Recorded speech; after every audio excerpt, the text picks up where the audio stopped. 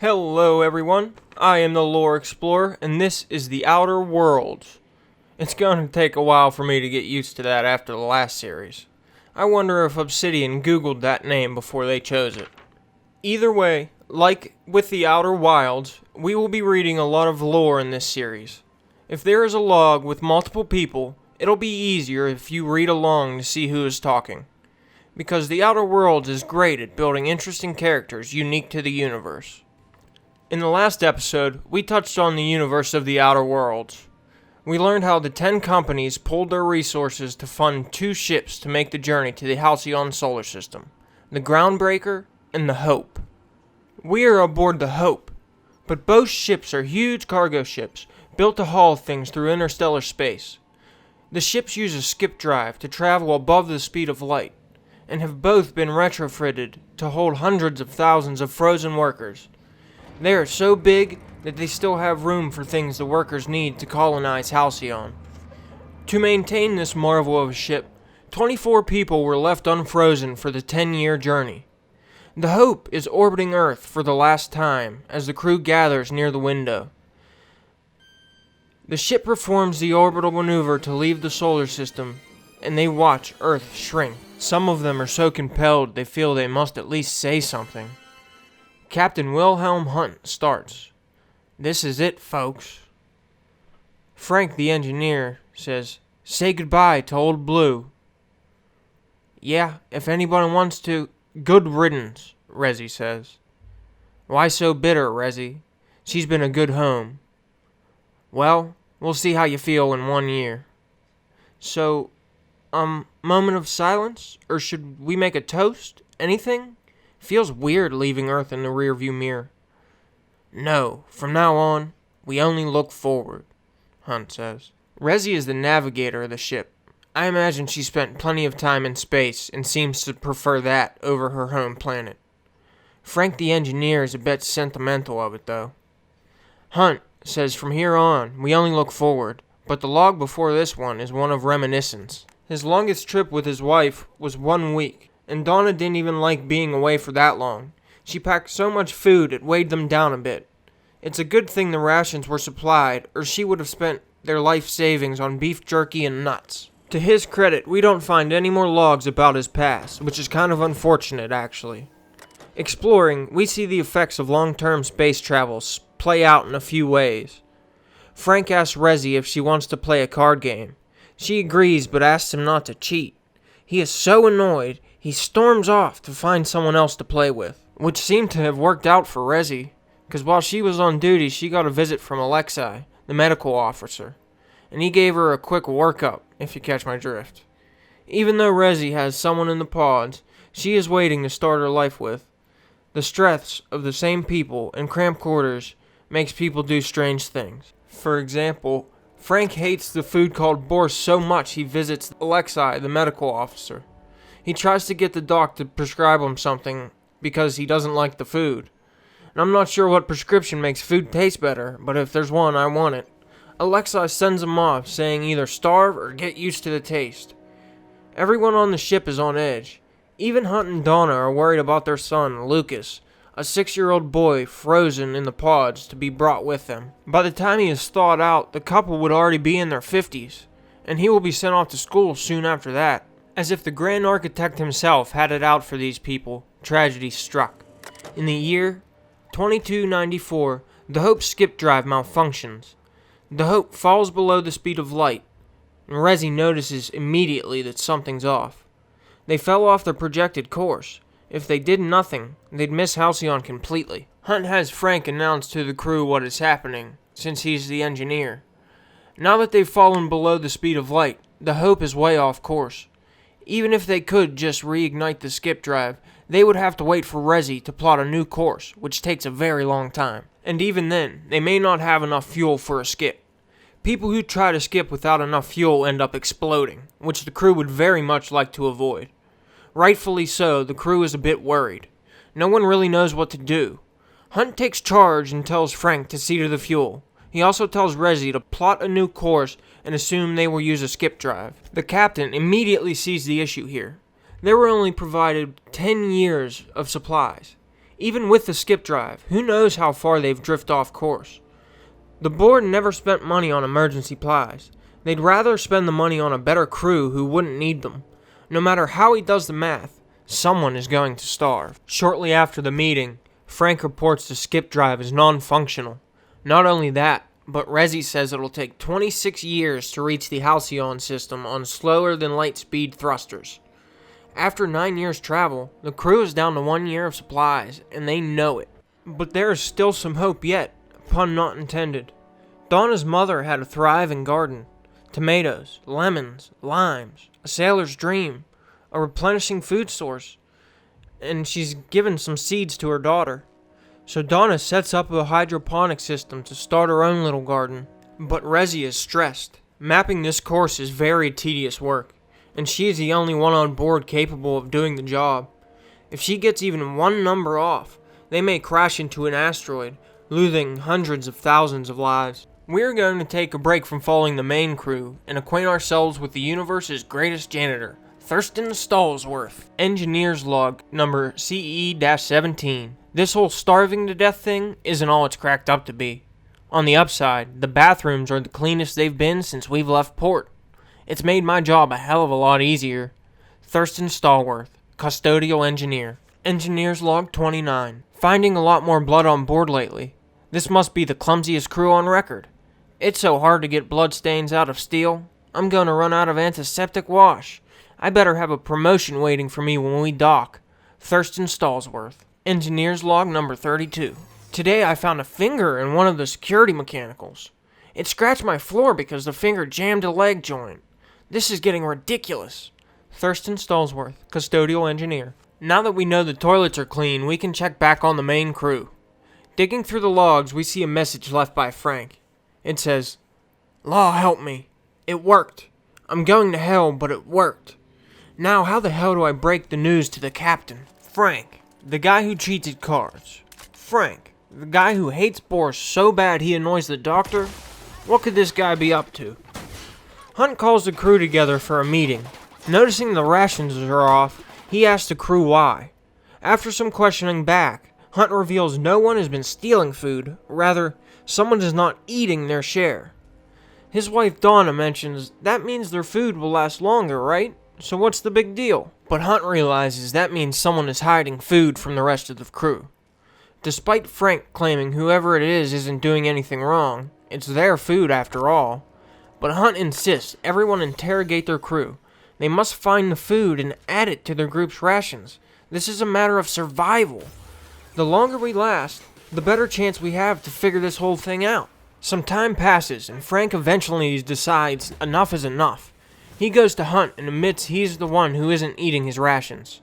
Says he doesn't mind being hungry. But Hunt demands his chief engineer has his full faculties about him. Though he's glad Frank fessed up to this, Frank is stubborn though. People are going to die, and this is an emergency. Frank will do what he thinks he needs to.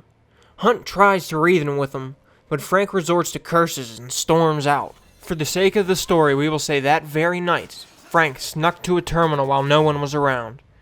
He gave the cargo arm the command, and soon had a pod before him. After injecting some chemicals into the pod, he opened it, and Frank recorded the event. I don't know what in the void just happened, so I'm writing it down in case I'm going insane. Pulled a guy out of his pod and his arm got all clammy, rubbery almost.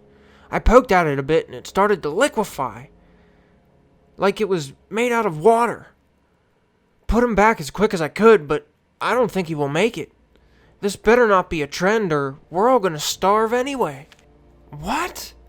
I didn't want to believe it. Frank hates Bort so much he'd rather eat people? Alexei should have treated him for a mental illness. Little did Frank know this time he set off an alarm, and Resi was there to notice the alarm going off. She immediately went to Hunt. Waking Hunt out of his sleep, Resi told him the alarm for the colonist pods was going off. Hunt says he will look into it, and he does just that. Hunt finds a colonist missing, and the cameras have been deactivated. Hunt and Resi set up a camera in secret. While monitoring the camera, Hunt sees Frank tampering with the pods. Hunt is so trusting he's worried about the extra mouse to feed. But the camera clears that up. The next log gets pretty tense. Hunt finally confronts Frank. "I should throw you out of the damn airlock, Frank. You should be thanking me for solving the problem. Your solution is to sacrifice innocent people." And this is when Resi walks in. Hunt tells her to find Alexei. We have to lock Frank up. Resi is surprised. She can't believe what she's hearing. Hunt tries to be delicate. He says he's the one tampering with the pods. By now, Frank is indignant and can't hold it in any longer. "Oh, you're going to spare the Grisly details? I ate them, Resi." You ate them? And I ain't apologizing for it. If we don't survive, they're as good as dead anyway. Resi is going to be sick, but Hunt spurs her to get Alexei. It's probably been around 10 months since the skip drive problem. The crew is running on reduced portions. After a few days, Alexei comes to talk to the captain. Alexei says he's been talking to Frank, and Frank's starting to make sense. Hunt is taken aback. He asks Alexa not to listen to that madman. Even if Donna's garden doesn't pan out, they can figure something out. No matter what, we are not cannibals. Another month passes and it turns out they will have to figure something else out, because Donna says she has failed to grow even a single plant. The soil they were given didn't have enough nutrients for anything to grow. Donna says now even more crew members are talking about cannibalism, but Hunt is trying to raise spirits. He is locking up those who can't resist the temptation. Donna admits even she is tempted at night when her stomach grumbles. But her 6-year-old son Lucas in the pods reminds her how ghoulish that actually really is. Even the Dr. Alexei is starting to seriously consider it. He even did the math. They'd have to eat about a third of the colonists to survive. That's around 70,000 people. Besides all of the health risks related to consuming humans, having to murder 70,000 innocent people to survive would probably drive anyone insane. It finally reaches a tipping point when someone lets Frank out of his cell.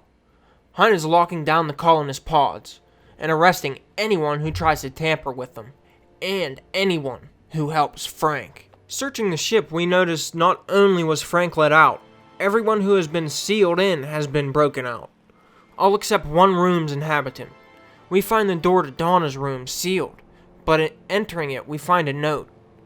"Mama, Hunt, Lucas, forgive me. Frank offered me so little a piece. It tasted like... It doesn't matter what it tasted like. I loved it.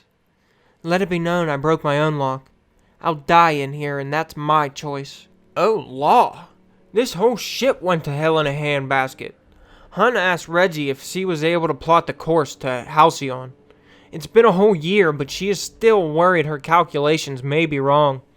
But at this point, it's now or never. Hunt tells her to meet her on the bridge. Reggie asks if Donna will be there, but Hunt tells her no. Says he will fill her in once they meet. Reggie can't believe what is happening, and I don't blame her. They meet at the bridge, and Reggie starts typing in the headings. After a while, Frank shows up at the doors and demands to be let in. But Hunt refuses. Frank shouts, "You're killing us! Better you than the colonists! This is idiotic. If we don't keep this ship afloat, they'll die anyway, Hunt!" Unnecessary risk. Resi is plotting the course. The ship will fly true. You're gambling with hundreds of thousands of people's lives. And you're hand-picking which few you'll consume in your madness. Damn it, Alexei! Find me a damn drill. Aw, man. Alexa's betrayed Hunt? He must have been the one to let out Frank, after Hunt put his faith in him. And Alexa did find that drill.